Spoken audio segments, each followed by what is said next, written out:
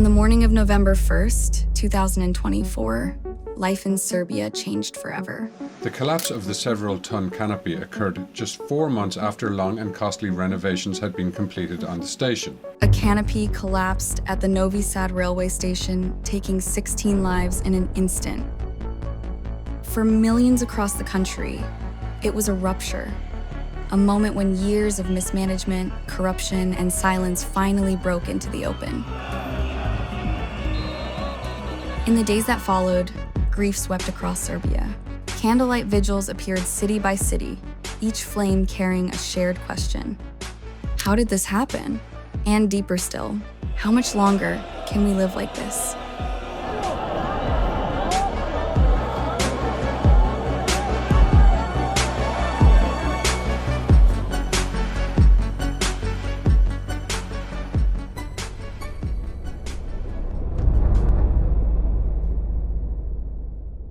This collapse was not an isolated accident.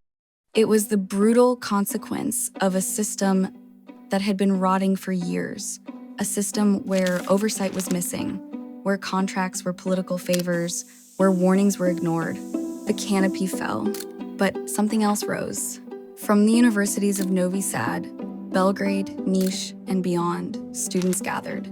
They met in classrooms and courtyards, creating plenums open, democratic circles where every voice mattered. Students are taking a stand by occupying some 50 universities throughout Serbia, day and night. No political party, no hidden leader, just a generation refusing to inherit a broken country. Their organizing moved with remarkable clarity. Teams formed to handle media, logistics, legal protection, and safety. This was a movement born from grief but guided by ethics. As stories of collapsing schools, failing hospitals, and unsafe infrastructure continued to surface, the students grew stronger. They created rituals of remembrance. Every Friday at 11:52 a.m., the exact minute the canopy fell, Serbia paused. Silence became a language of resistance, a weekly heartbeat of a country waking up. When a piece of the roof collapsed on November 1st. But it is also a cry against corruption and impunity, as the justice system seems unmotivated to find the people responsible for the tragedy. Then, something extraordinary happened. From these gatherings emerged a new tradition. Long-distance marches, acts of endurance, unity, and vision. The first march traveled from Belgrade to Novi Sad, ending with the peaceful blockade of 3 bridges. The second marched to Kragujevac, the third to Niš, and then came the moment that defined the first phase of this uprising. March 15th, Belgrade, the largest student gathering to date, a convergence of walkers, cyclists, runners, thousands arriving from every direction, carrying banners, candles, and the grit of a generation refusing despair. On that day, something shifted. The protests were no longer a response to tragedy. By nightfall, the marchers were nearing Novi Sad after another day on the road. They had become a movement unified, visible, unstoppable. March 15th was the crescendo of Phase 1, the point where the country could no longer pretend not to see them, where the students realized their collective power, where Serbia, for a moment, breathed in unison. And yet, this was only the beginning. After March 15th, the movement evolved. Repression intensified. Pressure grew. Professors were dismissed. Students were targeted, threatened, beaten, but still, they kept going. Friday, vigils continued. Plenums expanded. Night after night, women stood at the front lines, despite facing some of the harshest attacks, physical, verbal, psychological. Yet they held the line with courage that would become the soul of the movement. What is she doing in the first lines? Well, she's a girl. Women are always in the front lines, in all of the teams, on every protest, in dangerous situation. Then April arrived. Students blockaded the building of the state television RTS, the same broadcaster that had fueled division for decades. The blockade lasted through Orthodox Easter. In a profound act of unity, Students from Novi Pazar, most of them Muslim, traveled to Belgrade to take over the watch, letting their Orthodox colleagues return home to their families. In front of the RTS building, a war veteran addressed the crowd. He spoke of being manipulated by propaganda in the 1990s, of the fear that had once driven the country apart. And then he said, "Parents can sleep peacefully, because these students are all our children, and we will protect them." Across the nation, people felt something shifting. In Novi Pazar, residents said that for the first time, they felt like a true part of Serbian society. The students were rebuilding not just resistance, but trust.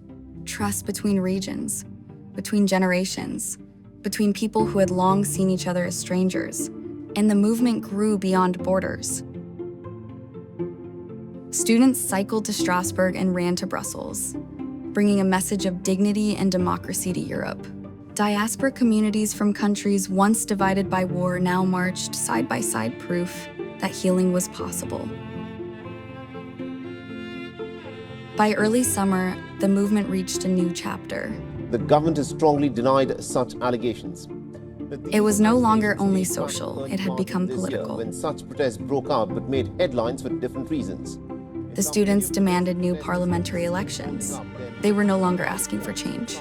They were defining it. On June 28th, they offered the green light a roadmap for Serbia's future. Not a list of demands, but an invitation, a vision, a promise that a different Serbia was possible. Today, as we tell this story, we remember that none of this happened by accident. It happened because ordinary young people decided that collapse would not be the final word. Because women stepped forward despite fear. Because communities chose unity instead of division. This is the story of a country awakening, of a movement born from tragedy, shaped by courage and carried by hope. This time, the students have decided to make their voices heard. The story of a generation determined to rebuild what was broken. The story of the students of Serbia and the women who helped light the path forward. Because in the end, movements like this are not built on anger. They are built on love.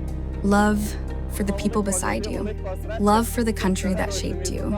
Love for the future you may never fully see, but still choose to make possible.